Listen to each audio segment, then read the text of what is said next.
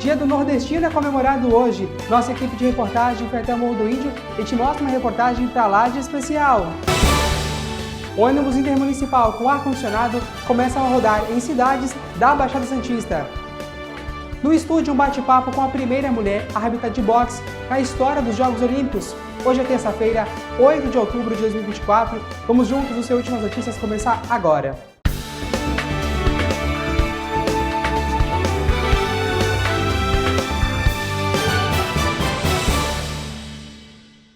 Olá, boa noite para você. O governador de São Paulo anunciou veículos com ar-condicionado na metade do ano. Esses ônibus já chegaram aqui na nossa região e, melhor ainda, já estão em circulação.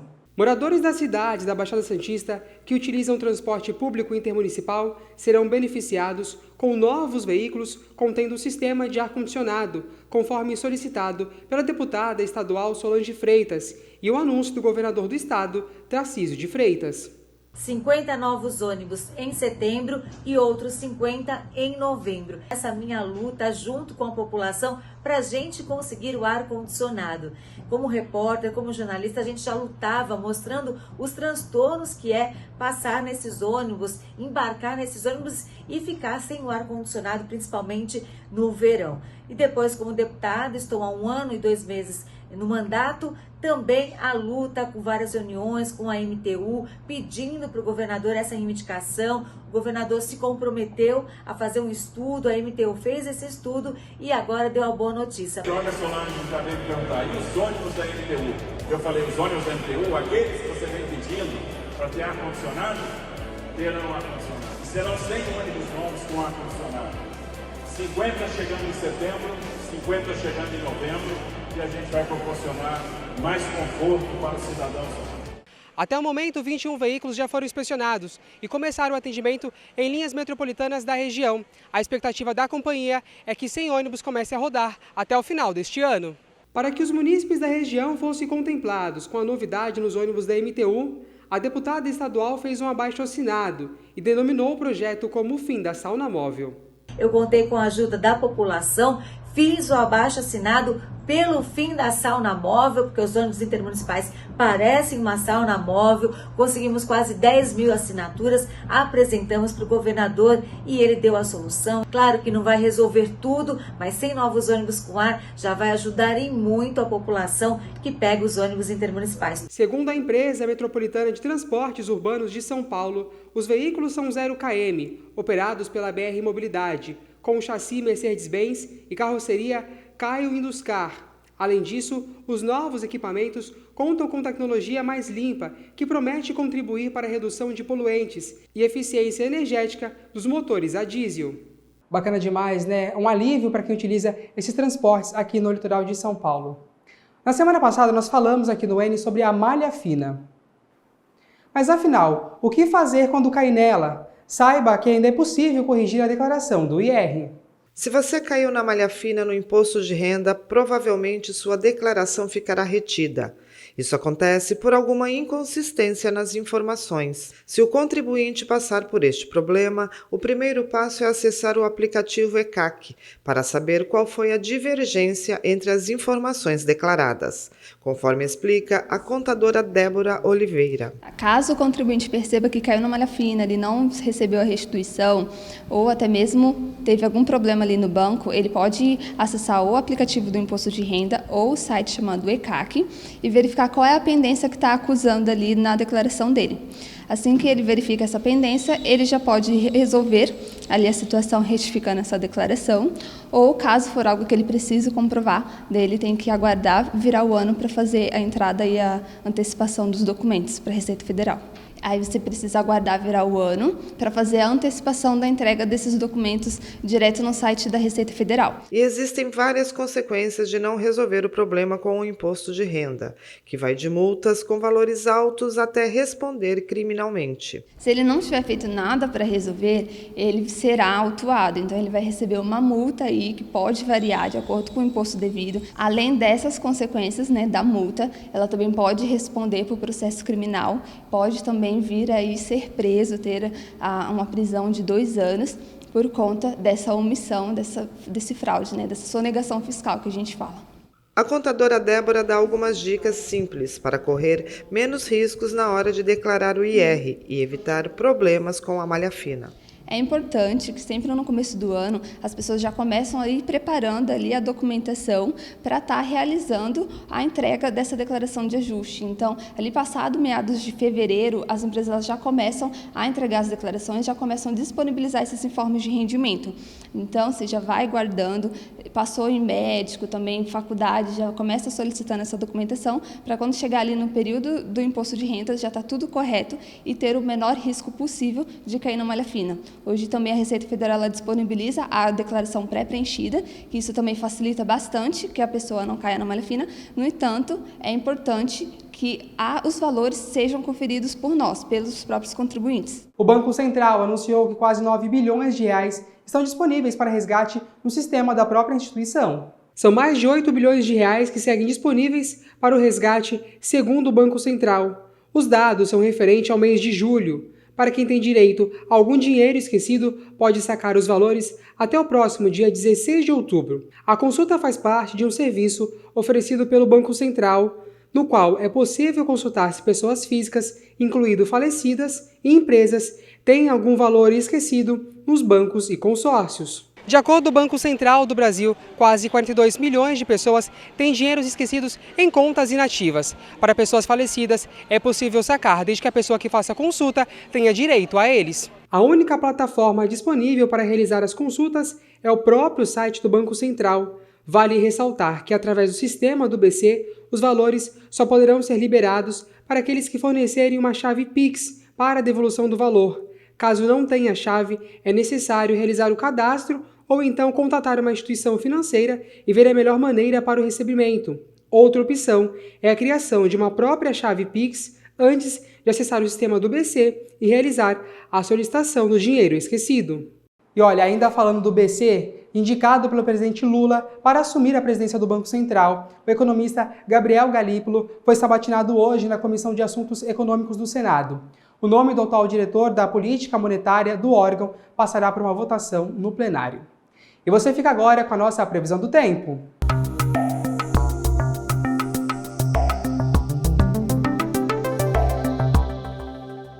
A quarta-feira terá garoa logo pela manhã. O tempo permanece instável e com neblina até o final da tarde. À noite, a previsão é de chuva. As temperaturas têm mínima de 19 e máxima de 22 graus. Os ventos são leves durante todo o dia e a umidade relativa do ar tem variação entre 87% e 96%.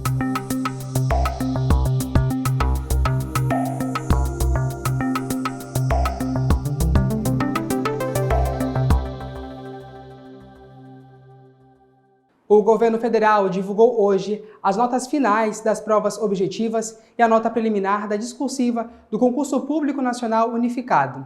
Na página oficial do exame, pela plataforma gov.br, o candidato deve baixar o extrato com o resultado. Os participantes também podem consultar se foram chamados para a prova de títulos. Os gabaritos finais das provas objetivas do concurso pós-recursos estão disponíveis também na página oficial na internet. Olha, as eleições municipais deste ano registraram um aumento de candidatos negros, indígenas e também mulheres. Num país como o Brasil, essas candidaturas demonstram uma evolução na democracia. Segundo o IBGE, o Brasil é composto por 1.700.000 indígenas, com 305 etnias e 55,5% da população brasileira, ou seja, 108 milhões de pessoas se consideram negras ou pardas. Nas eleições municipais de 2024, esses grupos ganharam mais destaque. Em todo o país, 9 candidatos indígenas e 1.805 candidatos negros ou pardos foram eleitos ao cargo do Executivo. Para entender a importância desses grupos no processo eleitoral, nós conversamos com o cientista político Douglas Martins. Eu vejo como um fenômeno muito positivo. Agora, é resultado também de um esforço que a sociedade vem fazendo para dar visibilidade àqueles segmentos que sempre foram invisibilizados na nossa sociedade. A maneira como a sociedade estava organizada é para tornar esses segmentos invisíveis. Já faz uns 20 anos que a política de promoção da igualdade racial se tornou uma política permanente na agenda das políticas públicas da sociedade brasileira. Quando você discute a presença de negros e negras e dos indígenas na política é porque, com a presença deles, é que isso vai mudar. Isso não vai ser feito por alguém em nome deles. Não, são eles, presentes nesse espaço, votando, debatendo e confrontando, que vão mudar. Essas cotas e o debate, né, sobre a presença desse Brasil plural nesses espaços ainda continua sendo o debate mais importante para a democracia brasileira. Douglas Martins diz que a PEC, proposta de emenda à Constituição, que concedeu anistia aos partidos políticos por não cumprir a cota de gênero e raça nas eleições de 2022, atrasa o processo de inclusão deles, que, por não aparecer, se tornam invisíveis. As cotas na política, as cotas raciais, elas já estão em debate, mas você vê que curioso, acabamos de ter uma anistia para os partidos que não cumpriram as cotas raciais nas eleições de 2 anos atrás, para que eles não pagassem, né? Inclusive em termos de valores, o que eles já estavam devendo em função desse descumprimento. Então a gente ainda tem uma defasagem. E isso falando dos negros e negras. Agora, se você for falar dos povos indígenas, que são inúmeras etnias no Brasil, são invisibilizados, e o efeito da invisibilização é essa. Você olha e fala assim, não existe. Além dos negros indígenas, Douglas reforça a importância das mulheres no processo eleitoral. Nas eleições municipais desse ano, 717 mulheres foram eleitas prefeitas, um aumento de 9% em relação ao último pleito. Se eu tenho um homem, né, falando da importância da mulher, eu já tenho um problema de legitimidade. Se a mulher é tão importante, por que ela não está falando, né, a respeito da importância dela própria? E eu estou comprometendo a democracia no meu ambiente social. Então, a importância das mulheres estarem na linha de frente da política é a importância da igualdade de gênero para a humanidade de uma sociedade. Uma das questões mais importantes para a promoção da igualdade de gênero são os problemas específicos das mulheres, por exemplo, né, na sua existência social. Como é que você vai desconsiderar isso na hora que você vai estabelecer as regras, por exemplo, de trabalho? Estabelecer as regras de tempo no trabalho, estabelecer as regras de cuidados específicos. Então, as mulheres, com a sua agenda, com as suas pautas, elas são tão essenciais quanto os outros grupos que a gente falou para compor a democracia. Olha, hoje é comemorado o Dia do Nordestino, uma data para lá de especial. Para comemorar esse dia, nossa repórter Marcela França foi até o Morro do Índio e te mostra agora uma história especial. Acompanhe. O Nordeste brasileiro é composto por 9 estados, cada um deles com sua particularidade, com seu sotaque, com suas riquezas. Mas todos juntos são considerados um grande tesouro da cultura nacional. A década de 40 marcou a chegada dos nordestinos na cidade de Cubatão.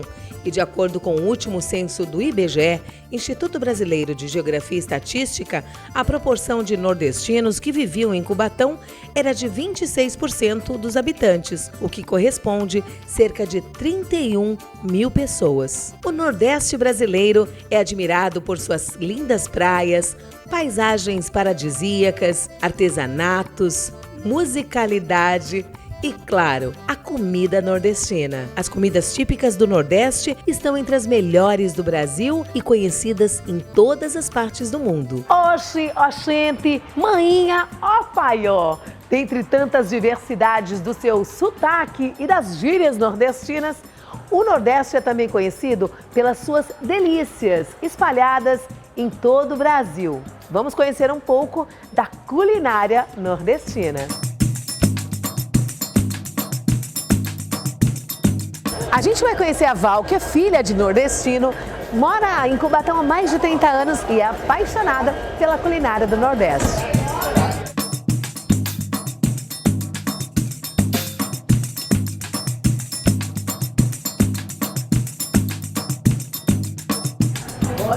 Dá licença.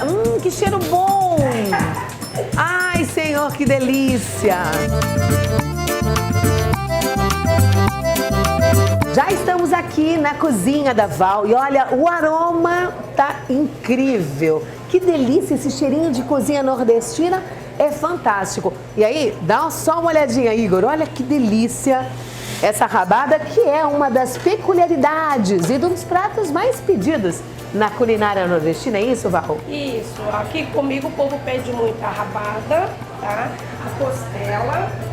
Olha que coisa linda, olha isso. É costela, essa com batatas, é isso? Que delícia. Batata, tem a galinha também, tá? É muito pedido. Com acompanhamento do cuscuz, arroz e feijão tropeiro. Aquele cuscuz nordestino que não pode faltar. Sarapatel. Sarapatel, prato tradicionalíssimo do Nordeste brasileiro. Agora, o que não pode faltar? Carne seca. Olha que coisa bonita. O difícil é você escolher aqui um prato só para você poder degustar em meio a tantas delícias e tantas riquezas de sabores e de aromas da culinária nordestina. Agora, Val, o que não pode faltar na mesa do nordestino? Então, na mesa do nordestino, o que não pode faltar mesmo, né, é a pimenta, tá? A pimenta é muito pedida e a farinha. Tá bom? Agora, Val comentava antes da gravação que tem um tempero especial que o nordestino não deixa de colocar. Qual é, Val? É muito amor e carinho, né?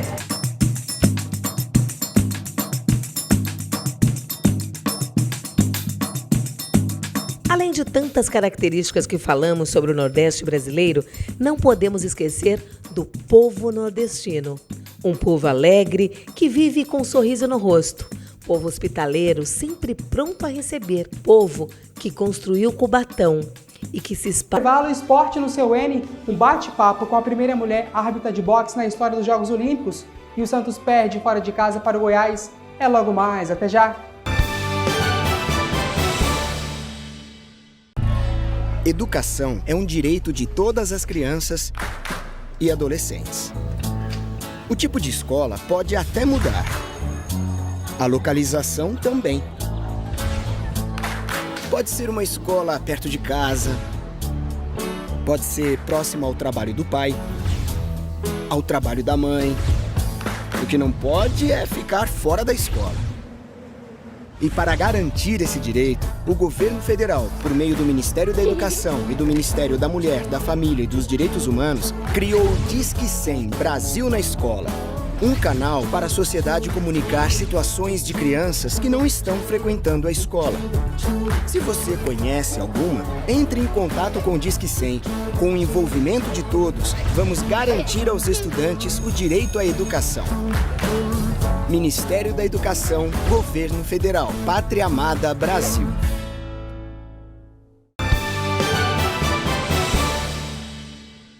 E já estamos de volta com as últimas notícias e por aqui agora é a hora do esporte. Olha, fora de casa, o Santos perde para o Goiás e com isso perde também a chance de assumir a liderança da competição. No estádio Railé Pinheiro, mais conhecido como Estádio da Serrinha, o Santos conheceu a sua 7ª derrota na Série B. Aos 9 minutos da etapa inicial, o Wellington chutou de fora da área, Brazão deu rebote e Rildo balançou as redes do arqueiro santista. 4 minutos depois, Rildo de fora da área finalizou e o goleiro Brazão aceitou. Segundo gol de Rildo e 2-0 Goiás. Ainda no primeiro tempo, Escobar cruza na área, JP Chemou cabeceia e bate no braço do jogador esmeraldino Sander. Após análise no VAR, Márcio de Lima Henrique assinalou pênalti para o Santos. Juliano foi para a cobrança e diminuiu o placar, 2-1. Mas a noite não era de Gabriel Brazão na capital goiana. O Wellington, após receber o passe, fez a jogada, passou da marcação, viu o espaço e finalizou. E o arqueiro santista aceitou o chute. 3-1 para o Esmeraldino. Com o resultado, o Santos perde a chance de assumir a liderança e vê Sport Mirassol diminuir a distância na classificação. E quem quiser participar do passeio Bora Pedalar já pode realizar a inscrição. Em uma ação solidária, o evento ocorrerá no próximo dia 20 aqui em Cubatão. Já começaram as inscrições para o passeio ciclístico Bora Pedalar, que vai acontecer no próximo dia 20 de outubro, a partir das 10 horas da manhã, com saída e chegada no Parque Anilinas. As inscrições são gratuitas e devem ser realizadas exclusivamente pela internet, no site ane.org.br. A confirmação da inscrição será enviada por e-mail e solicitada no dia do evento. Os inscritos devem retirar seus kits no dia do passeio, das 8 às 9h30 da manhã. Não esquecer de levar 1 quilo de alimento não perecível, menos sal e açúcar. Toda a arrecadação será doada ao Fundo Social de Solidariedade de Cubatão. A realização é da Associação Nacional de Desenvolvimento e Educação, por meio da Lei de Incentivo ao Esporte, e tem patrocínio da empresa Unipar. A gente continua ainda no esporte aqui no Últimas Notícias. Aqui comigo no estúdio eu recebo Marcela Patrícia Paula Souza, árbitra de boxe. Além disso, a primeira mulher brasileira nessa função na história dos Jogos Olímpicos. Juntos também comigo está o nosso repórter Washington Luiz. Uma ótima noite para vocês. Washington é uma marca muito importante para a Marcela, né? A primeira mulher brasileira árbitra de boxe. Aí é uma marca que realmente importante para essa mulher, não é mesmo, Washington? Boa noite para vocês mais uma vez. Boa noite. Boa noite a você, boa noite a todos que acompanham Últimas Notícias. Você foi muito feliz quando você disse: além de ser uma excelente profissional, é a primeira mulher brasileira representante nos Jogos Olímpicos, né? Tem uma carreira brilhante, nós já estivemos juntos em outras oportunidades, mas Marcela, fale um pouquinho da sua carreira e mais uma vez, como o Jefferson disse, boa noite para você, obrigado por ter vindo. Boa noite, eu que agradeço pelo convite, é um prazer estar aqui em Cubatão. Realmente, para mim, foi um marco ser a primeira mulher árbitra de boxe em uma Olimpíadas, né? E foi aqui no Brasil, então foi melhor ainda. Já começou que eu estou numa função que é só para homens, né? Vista só para homens, árbitra de boxe. E quem é a referência hoje no Brasil sou eu, a Marcela, uma mulher que abriu portas para muitas mulheres e continua abrindo portas para elas. Você falou referência feminina no boxe. Existe esse preconceito por parte de nós, homens, dos lutadores de boxe, do amante desta modalidade com relação à árbitra? Existe porque eles não esperam, quando falam que tem uma referência na arbitragem, não esperam que seja uma mulher, né? E eu acabo sendo referência para homens e mulheres, porque aqui no Brasil, olímpica só tem eu. E então, os atletas, os boxeadores, com relação ao seu trabalho dentro do ringue, existe o respeito? Existe muito respeito. Hoje em dia não. Eu estou há 23 anos dentro da arbitragem, né? Sim. Então eu tenho eles têm muito respeito por mim e vice-versa. Então é mútuo. Isso daí eu não tenho problema. Marcelo, hoje em dia muito se fala, né, que o local da mulher é onde ela quiser. Realmente isso tem que acontecer sempre. Como é que você vê essa importância da sua representatividade, né, trabalhando com boxe? Foi a única mulher dos Jogos Olímpicos. O quão importante é esse envolvimento da mulher com diversas profissões? Isso é uma verdade, é onde ela quiser, né? E eu tento mostrar para todas que nós somos capazes de estar ali com competência, né? Não adianta ser bonitinha, sim, tudo não. Tem que ter muita competência e seguir ali naquele caminho. Então eu abro muitas portas, não só para quem quer ser árbitra, porque eu nunca fui atleta, né? Já entrei direto na arbitragem, mas muita atleta que está deixando já a carreira de atleta, mas quer continuar no boxe, elas acabam indo para a arbitragem, assim, seguindo a minha linha, e eu fico muito feliz. Geralmente a arbitragem, o técnico de futebol, né, Jefferson, de voleibol, seja lá a modalidade esportiva, geralmente sempre é um atleta. Você nunca foi uma atleta de boxe. Como é que surgiu essa vontade de ser árbitra de boxe por essa modalidade esportiva? Eu estava me formando em Educação Física, me formei em 96 em Educação Física, e como lá em Santos, que eu sou de Santos, tem aquelas arenas, e eu comecei a dançar aerobox.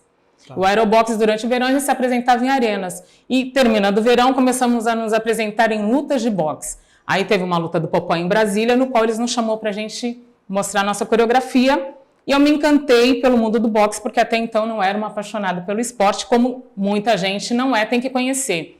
E houve a oportunidade para fazer o curso de árbitro e juiz de boxe, que foi onde eu fiz e consegui me sobressair. Quanto tempo demora um curso desse, por exemplo?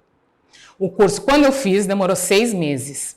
Hoje em dia eu já ministro cursos, então só uma semana a gente tem de curso teórico e prático. Agora eu conversava recentemente com o Buda, que esteve conosco aqui, né, o Jefferson, do kickbox, do boxe também, e a gente falava sobre as técnicas e as táticas. No boxe também não é só força física, né? Você como árbitro também tem a parte técnica, sim, não é? Sim, como árbitro eu fico ali só mediando a luta, mas o mais importante numa luta de boxe são os juízes, que são eles que pontuam. Sim. Então nós temos que saber o que é falta e quais são os critérios para a pontuação, que é a tática e técnica, que é a superioridade também e a competitividade. Então dentro desses 3 critérios a gente acaba pontuando a luta e a gente tem que saber.